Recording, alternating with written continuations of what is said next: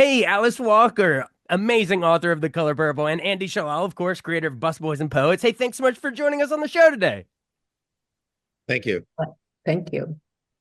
There's so much I want to ask you, Alice, about your illustrious career, but we got to start with the event.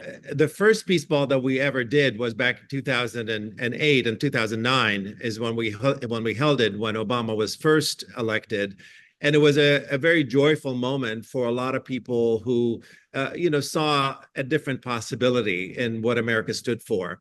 And so a lot of people wanted to have something to celebrate the moment at that time. Since then, we really kind of have separated from the candidate per se, because we never know who's going to be the one that's going to win, and we wanted to make sure that whatever we do, that the peace balls are really around movements and not about a candidate or an election. And this is an opportunity every 4 years where we come together to be able to take stock in some of the movements that have made the difference and made the world a better place, and some of the work that we have to continue doing. But we believe that in order to continue doing that work, you have to really create a sense of joy, a sense of togetherness of people who are determined to strengthen our democracy and determined to make this world a better place. Absolutely. And Miss Walker, Alice Walker, you're going to be one of the speakers, a bunch of musical guests as well.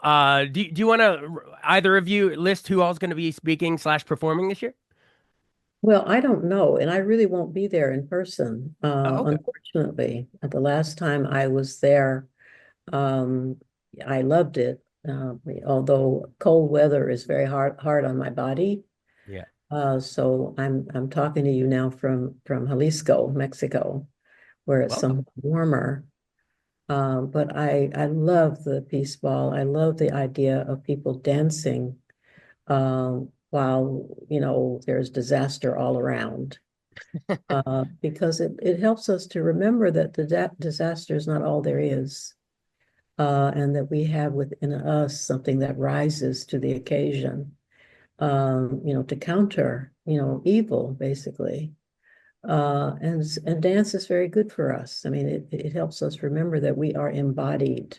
We have spirit, but we also have these bodies. And with these bodies, we bow to each other and acknowledge that we're in this together. Absolutely. And this So year's theme is Voices of Justice and Liberation. So, Andy, yeah, speak to that theme and who all you invited to participate. yes, Alice will we will call her as she will be speaking. She did that the last time when we did it Oh, at I the. will. I'm sorry, Virtual. virtually. Exactly. Okay, But okay, her fine.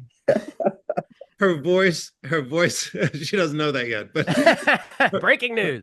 her voice comes through loud and clear when she's on the speakerphone when we call. And the last time we did it, you could hear a pin drop really in the room. There was a couple thousand people in the audience, and the words that she had to say were so moving and so appropriate for the moment that people took that away very, very much so in a heartfelt moment.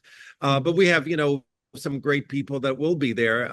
Angela Davis and Gina Dent and Mehdi Hassan and Amy Goodman and Abraham Kendi and some candidates also, Rashida Tlaib and Ilhan Omar, Summer Lee, Corey Bush, Jamal Bauman, Dave Zirin. So lots of folks from different walks of life, but activists and those who are determined really to make this world a better place and continue the struggle, because they understand this is not just about an election. This is really about movements, and movements need to be watered and fertilized. And we are here to create that space for people to come together and be able to share their thoughts. And we're going to have some great poetry. We have Sonia Sanchez. We have Mus'hab Abu Toha, who is a Palestinian poet who just left Gaza.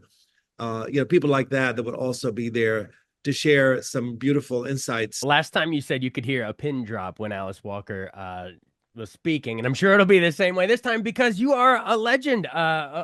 What a career. I mean, I guess, and your life too, not just your work, but the life you've lived. I mean, you were born in rural Georgia in 44. I mean, that was 20 years, exactly 20 years before the Civil Rights Act. So you've seen a lot. Your parents were sharecroppers. And so, like, what were your most glaring memories of growing up as in this segregated time? Well, I'm glad you asked because it's good to remember this kind of thing. When I left my little hometown of Eatonton, Georgia, that had no bus station, we had to catch the bus by the side of the road. I was forced to move to the back of that bus Mm, in order to go to college. And I had to make a decision about that, whether I would do that. Since I was a rebel, the instinct was to just, not do it. But because my father was standing there, a sharecropper, beaten down by years of misery and ill health, I had to make a decision about what to do in that moment. And so I made the decision to sit where they made me sit. But as soon as I got to Atlanta, I joined the movement to make it certain that people could eventually sit wherever they wanted to sit. Um, and that was part of my training and understanding of what America was. And to some extent, still is, and especially in the ways that it dominates other countries. yeah, absolutely. Because the stories you're sharing, Rosa Parks, even crazy to think. I mean, you've lived this history that we all read about in history books now. Or God willing, we hope we still. I mean, gosh, that's my fear. We got to keep teaching it. Yeah. But that's so crazy. You learned. So that was sort of some of your the social justice stuff that was starting to plant in your life. In your life. But I know also you overcame like a BB gun injury to your eye, blind in the right eye at 8. So talk about how you learned to overcome that and learn to love reading. What I learned about injury is that you suffer a lot and you go and I really it helps me connect with Palestinian children because Mm, I was blinded in my eye and mm, it hurt a lot and there was no medical help, yeah. ever really. And so when I see these children, I understand at a very deep level about that pain and that the inability to get any help. In fact, there was a young girl who had been who they were interviewing, and she was explaining how one of her legs was full of blood. Her leg was full of blood, and there was nothing they could do about it. Mm, So this injury of mine has meant that I feel the injury of people wherever they are, and the injury of I feel injury. yeah. And I never am able to pretend that, somehow that's not hurting them. Many Right. people can think that. They can say, oh, well, I know. I mean, you go under the ground, you go under, suffering will take you very far. However, there is a way that suffering takes you all the way down so far that eventually you will either just die or you will bounce. Mm, You will bounce. And that is my hope for the children of Palestine, that they will bounce, and I've seen some of the, there was a young boy who had lost both of his hands, and they taken both of his hands, and he was trying to learn how to write using Coke bottles, somehow they made a contraption, yeah. and that's bouncing. I mean, and the look on his face was that, okay, they've taken my hands, but I am going to still write, and that is what you learn. Mm. Wow. And thanks for tying it into what's going on in the world today. That's amazing. But yeah, but that's great. I know, yeah, and like you're saying, I know time's limited, so I'll have to kind of move along here. But like, yes, but you did overcome that eye injury and learned to become one of the most prolific authors of, of our time. High school valedictorian, actually, full scholarship to Spelman, and then eventually Sarah Lawrence. You graduated. But I've been we have to ask reading. we have to ask about The Color Purple, of course. You've done Third Life of Grange Uh, Copeland and Meridian before that, but everyone watching this is going to want to hear about The Color Purple. So, and because it made you the first Black woman to ever win the Pulitzer Prize for fiction. it's not Yeah. as if everybody could actually win the Pulitzer Mm, or win these prizes. These prizes were like everything else. Remember that we were an apartheid country, yeah. like South Africa. Right. So there were people who could have won anything long before I was born, Right. right? The Zora Neale Hurstons that you wrote about in your articles, they didn't even have a shot Exactly. at it. Yeah. Exactly. She could have won it, this Yeah. one, I mean, Yeah. Yeah, but you get to find after all of those people that didn't even really have a chance, you get to be that trailblazer because the novel dealt with race relations like we're talking about in the old Jim Crow South, but also abuse and domestic violence, and there's even LGBT themes in there way ahead of their time before a bunch of other people were writing and making movies about it. So just talk about how profound of an experience that is to daringly weave in all these themes that a lot of the world had not even probably even read about, and you get to be the vessel for a lot of that. I feel very strongly that I have the right to be me. Yeah, I mean, otherwise, why would I be here? I yeah. mean, and I hate to keep going back to trees, but do you think a pecan tree ever has a moment of thinking, well, gosh, maybe I should be a walnut? Never. You're a pecan. Yeah. Mm-mm. Yeah, And then it really is up to other people whether they can accept that. And, you don't have to have them in your life, really. yeah, yeah. But as far as the book itself, I mean, and then well, the title's burned in our brains. I think it pisses God off if we look at a field and don't notice the color purple. Like, do you remember the moments that those themes are percolating? You walking through a field and you're tying it into all these of your own Yeah, personal I was experiences? living in upstate California and I had moved there from Mississippi and it had been horrible, whatever. But anyway, I was there in the redwoods and I really noticed that purple was a color that was almost hidden and that it's everywhere in nature, but you don't necessarily see it. Mhm. And that is how our people often are. They're there, but you don't see them. Absolutely. Well, thanks to you, we started reading them and seeing them in our minds while we're reading. But speak to getting to see them on the screen for the '85 Spielberg movie. Whoopi Goldberg's big breakthrough as Celie, Danny Glover as Mr. Terrifying, of course, Oprah as Sophia, like so many legendary screen roles. What was it like sitting there on the screen? And Andy, if you want to jump in, if you remember watching it in the theater too, because everyone saw that movie. But watching your characters that you had put on the page and in your mind, seeing them on screen portrayed by these Well, I was amazing. actually on the set watching them become the characters. Wow. And sometimes that was quite challenging because I could, of course, see where, they didn't quite get it. Oh, God. Why somebody's hair was straightened when people didn't straighten hair. I mean, Oh, the, right. the small things. But overall, I'm very happy with the book. I mean, the film, Yeah. because the people did their best. I watched them do their best. They were on it. Oh, absolutely. And Andy, I assume you remember watching it, right? Yes, of course. And the play as well, of course, Yeah. the Broadway musical. That was really quite amazing. Yeah, I wanted to ask you about that in 1 second, but actually, before we go, Quincy Jones just passed away, and he died back in November in '91. So Miss Silly's Blues, sister, everyone remembers that. So, Alice, what did Quincy add to the movie? He just passed, so let's give him his flowers. Everything, because I needed a strong brother. Yeah, I needed a strong brother beside me presenting this to the world. yeah. I mean, even with a strong brother beside me, I was trashed by some brothers who still hated it. Hmm. It was so wonderful that he was there every step of the way doing his best. Mm, yeah, rest in peace. Yeah, and it famously, I'm a big movie guy. It famously won 11 Oscar, or earned 11 Oscar nominations, but didn't win any. I think that's still a record for the most that didn't win. In hindsight, man, easily is good, if definitely better than Out of Africa, which won that year. But we're Oh, not going to go in. Africa was a travesty. I was happy not to get a prize because it would have been fraudulent. You know why? Because the judges didn't know what they were judging. Right. I mean, prizes given to you by people who don't understand what you're doing, really, Yeah. they're not really prizes. There's a fraudulence about them. So Right. I suggested to Steven Spielberg that I would just go and carve him something myself Oh, nice. out of a piece of wood. And you did? No, Oh, because well, whatever, but no, yeah, yeah, because I think he knew those people. I did yeah, not. yeah, So yeah, so he related to them. I did not relate to them. yeah.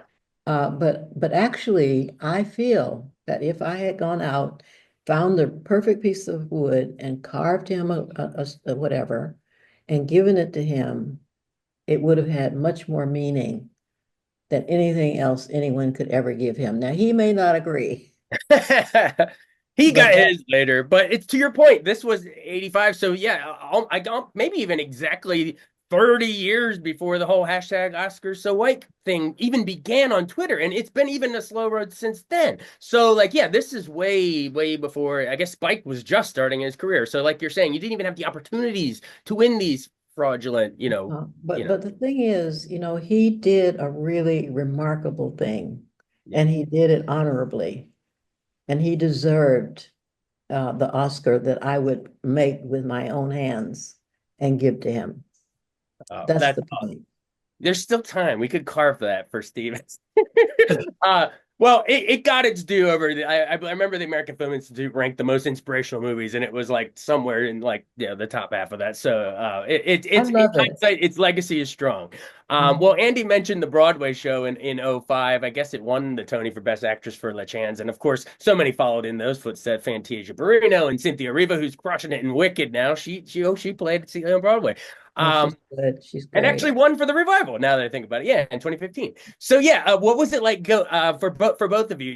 Andy, you said you saw it. So memories of Andy and Alice, both of you. I want seeing it on stage for the first time. It was incredibly exciting.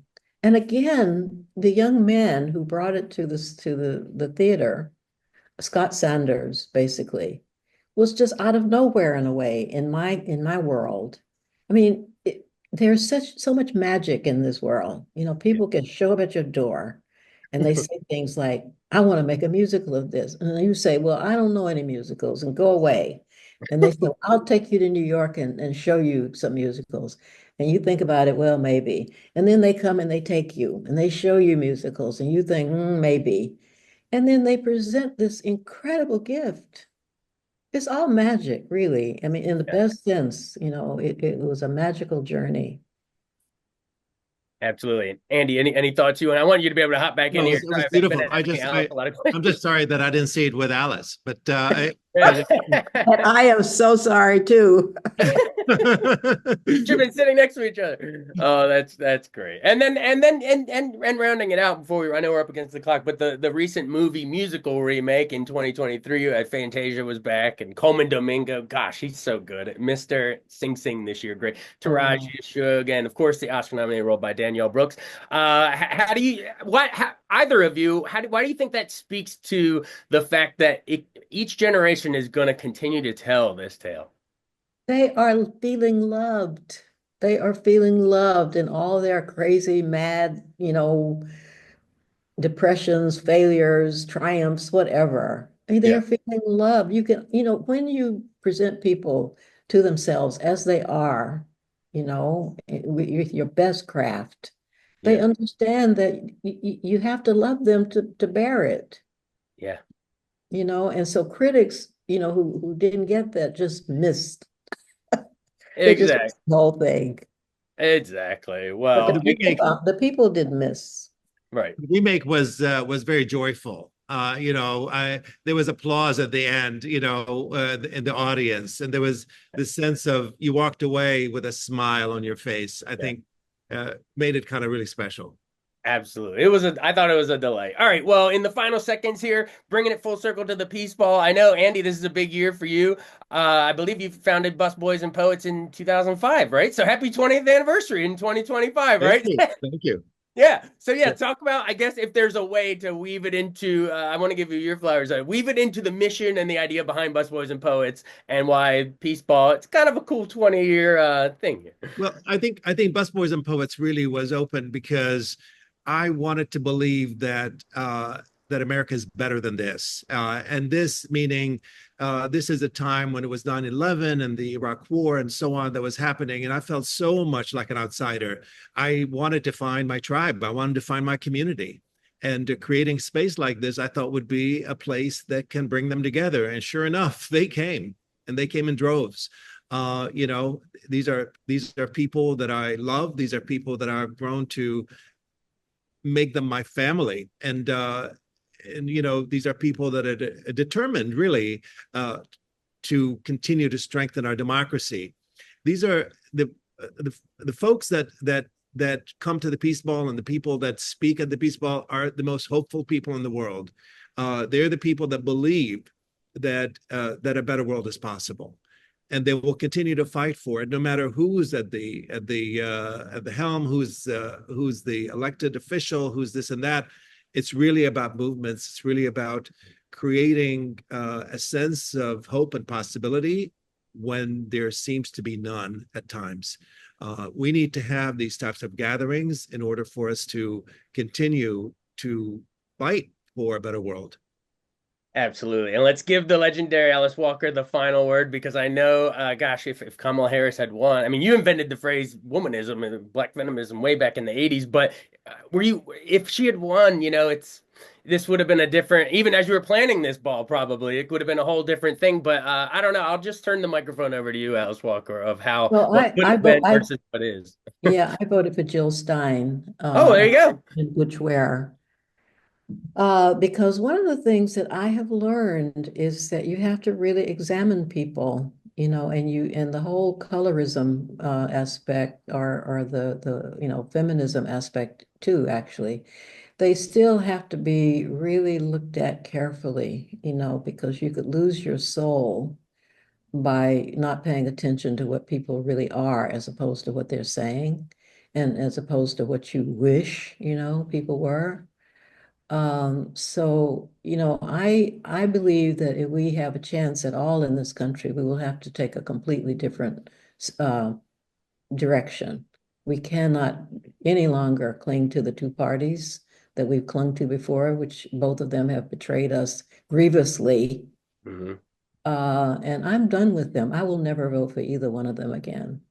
Well, there you go. Let the work to ending the two-party system begin at the Peace Ball on January 18th, from 8 p.m. to midnight. I'm laughing because to keep from crying. It's dire times, but thanks for all the work you do, and it was an honor meeting you, Alice Walker, and Andy. Good to talk to you again. Thank you, Thank you so Jason. much. Bye.